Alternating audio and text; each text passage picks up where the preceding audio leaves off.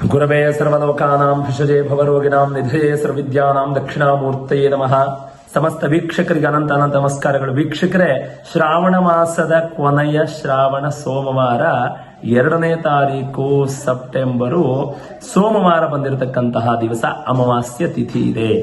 ಆ ಒಂದು ತಿಥಿಯ ದಿವಸವಾಗಿ ಯಾರು ವಿಶೇಷವಾಗಿ ಶಿವನ ಆರಾಧನೆಯನ್ನ ಮಾಡ್ತಾರೋ, ಅನಾರೋಗ್ಯದ ಸಮಸ್ಯೆ ಇರತಕ್ಕಂಥವರು, ಗಾಡಿ ಪದೇ ಪದೇ ನಮಗೆ ವಾಹನಗಳ ಭಯ ಇರುತ್ತೆ, ವಾಹನ ಪ್ರಯಾಣ ಮಾಡಬೇಕಾದ್ರೆ ಅಪಘಾತಗಳು ಉಂಟಾಗ್ತಾ ಇರುತ್ತೆ ಅನ್ನತಕ್ಕಂತಹ ಭಯ ಇರತಕ್ಕಂಥವರು, ಸಕಲ ವಿಧ ವ್ಯಾಧಿಯಿಂದ ಓಡಾಡ್ತಕ್ಕಂತಹ ಒಂದು ಕಾಯಿಲೆಯಿಂದ ಬಹಳ ಏನಾದರೂ ತೊಂದರೆಗಳು ಪಡ್ತಾ ಇದ್ದರೆ ಈ ಒಂದು ಅಮಾವಾಸ್ಯೆ ದಿವಸ ನಮಗೆ ಪರಿಹಾರ ಆ ಭಗವಂತನ ಪರಮೇಶ್ವರನ ಅನುಗ್ರಹದಿಂದ ಎಲ್ಲವೂ ಕೂಡ ಒಂದು ಪರಿಹಾರ ಸಿಗತಕ್ಕಂತಹ ದಿವಸ.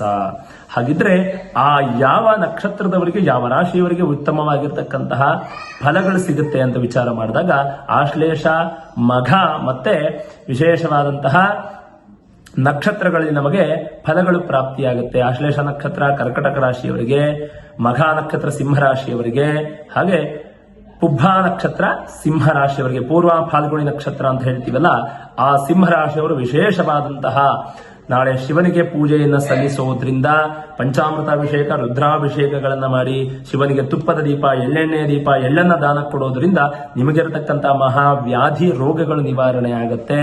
ಹಾಗೆ ಅಮಾವಾಸ್ಯೆಗಳಲ್ಲಿ ಅಥವಾ ನಮಗೇನೋ ಒಂದು ವಾಹನಗಳಲ್ಲಿ ಬೀಳ್ತಾ ಇದ್ದೀವಿ, ಪದೇ ಪದೇ ಏನಾದರೂ ಒಂದು ಸಮಸ್ಯೆಗಳು ಬರ್ತಾ ಇದೆ ಎನ್ನತಕ್ಕಂತಹ ಯಾರಾದರೂ ಕೂಡ ನಾಳೆ ಒಂದು ಬೆಳಗ್ಗೆ ಎದ್ದು ತಲೆಗೆ ಸ್ನಾನವನ್ನು ಮಾಡಿ ಆ ಶಿವನ ದೇವಸ್ಥಾನಕ್ಕೆ ಹೋಗಿ ಶಿವನನ್ನ ದರ್ಶನ ಮಾಡಿ ಸಾಧ್ಯವಾದಷ್ಟು ಬಿಲ್ಪತ್ರೆ, ಹಾಲು ಹಾಗೆ ಎಳ್ಳನ್ನ ಸಮರ್ಪಣೆಯನ್ನ ಮಾಡೋದ್ರಿಂದ ಪರಶಿವನ ಅನುಗ್ರಹ ನಮ್ಮ ಮೇಲೆ ಆಗುತ್ತೆ.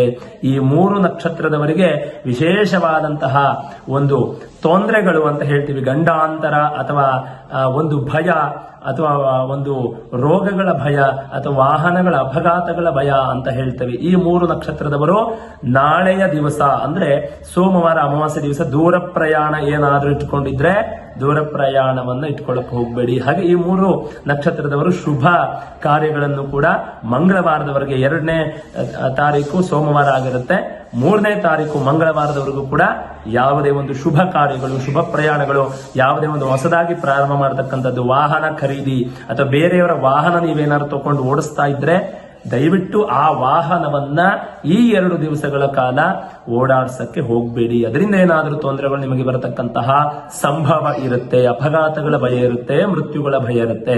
ಹಾಗಾಗಿ ನೀವೇನು ಮಾಡಬೇಕು, ಪ್ರಾತಃ ಕಾಲದಲ್ಲಿ ಎದ್ದು ಶಿವನ ದೇವಸ್ಥಾನವನ್ನು ದರ್ಶನ ಮಾಡಿ ಆ ಶಿವನಿಗೆ ಎಳ್ಳೆಣ್ಣೆ, ಹಾಲು, ಬಿಲ್ಪತ್ರೆಯನ್ನ ಕೊಟ್ಟು ಸಾಯಂಕಾಲ ಮತ್ತೆ ಶಿವನನ್ನ ದರ್ಶನ ಮಾಡಿ ತುಪ್ಪದ ದೀಪವನ್ನ ಹಚ್ಚೋದ್ರಿಂದ ನಿಮಗೆ ಇರತಕ್ಕಂತಹ ಒಂದು ತೊಂದರೆಗಳು ನಿವಾರಣೆ ಆಗುತ್ತೆ. ಅದರ ಜೊತೆಯಲ್ಲಿ ಇರತಕ್ಕಂಥ ಎಲ್ಲ ನಕ್ಷತ್ರ ರಾಶಿಯವರು ಕೂಡ ಈ ಒಂದು ದಿವಸ ವಿಶೇಷವಾಗಿ ಬೆನಕನ ಅಮಾವಾಸ್ಯೆ ಜೊತೆಗೆ ಸೋಮವಾರ ಬಂದಿರೋದ್ರಿಂದ ಶಿವನಿಗೆ ಎಷ್ಟು ಪೂಜೆಯನ್ನ ಮಾಡ್ತೀರೋ, ಶಿವನಲ್ಲಿ ಏನಾದರೂ ನಿಮ್ಮ ಬೇಡಿಕೆಗಳಿದ್ರೆ ಸಕಲವಾದಂತಹ ಒಂದು ಸಮಸ್ತ ದುರಿತಕ್ಷೇದ್ವಾರ ಅಂತ ಹೇಳ್ತೀವಿ, ಮಮ ಉಪಾತ್ತ ಸಮಸ್ತ ದುರಿತಕ್ಷೇದ್ವಾರ ಶ್ರೀ ಪರಮೇಶ್ವರ ಪ್ರೀತ್ಯರ್ಥಂ ಅಂತ ಆ ಪರಮೇಶ್ವರನಿಗೆ ಏನು ಬೇಕಾದರೂ ಸಮರ್ಪಣೆ ಮಾಡಿ, ಆ ಪರಮೇಶ್ವರನಿಗೆ ಎಷ್ಟು ಬೇಕಾದರೂ ಅಭಿಷೇಕ ಮಾಡಿ, ಪಂಚಾಮೃತ ಅಭಿಷೇಕಗಳನ್ನ ಮಾಡಿಸಿ, ರುದ್ರಾಭಿಷೇಕಗಳನ್ನ ಮಾಡಿಸಿ, ಹಾಗೆ ಎಳನೀರಿಂದ ಅಭಿಷೇಕ ಮಾಡೋದ್ರಿಂದ ನಿಮಗಿರತಕ್ಕಂಥ ಸರ್ವ ವ್ಯಾಧಿಗಳು ನಿವಾರಣೆ ಆಗುತ್ತೆ.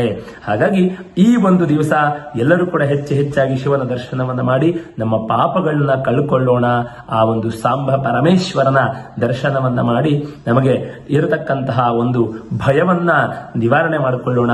ಆ ಪರಮೇಶ್ವರನ ಅನುಗ್ರಹ ನಿಮ್ಮೆಲ್ಲರಿಗೂ ಪ್ರಾಪ್ತಿಯಾಗಲಿ ಎನ್ನುತ್ತಾ ಲೋಕ ಸಮಸ್ತ ಸುಖಿನೋ ಭವಂತು, ಸಮಸ್ತ ಸನ್ಮಂಗಳಾನಿ ಭವಂತು.